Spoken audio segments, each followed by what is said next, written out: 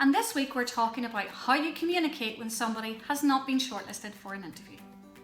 Stay tuned.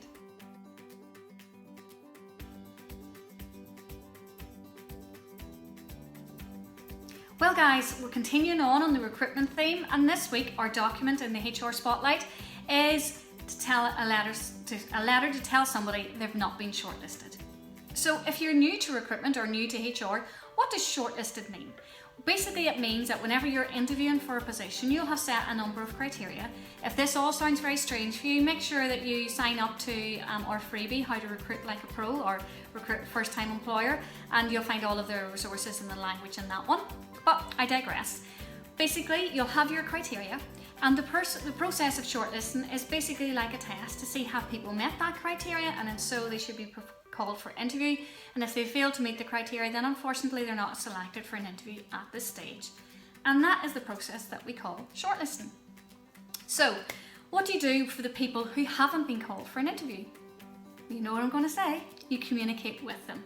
Don't ignore them and hope that they'll just forget that they applied for a job, because that's not going to happen. They're sitting at home wondering whether or not they've been called for an interview or what has happened. So it's an important point and a duty, I would say, as an employer to communicate with everybody who's taken the time and effort to submit an application to you. That's what this little template does.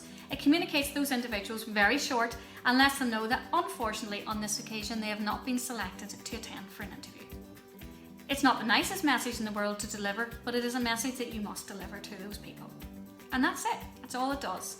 So if you want to get their hands on this very complicated, rather not, template, then make sure you click in the box below where you'll see the link that will take you straight to the website, and you can download it today to have another one into your little toolbox of HR. That's it guys. I would love to hear how you're finding these little video series of HR in the Spotlight, and if you've downloaded our templates, if you've been able to use them, and if they've made a difference in your business.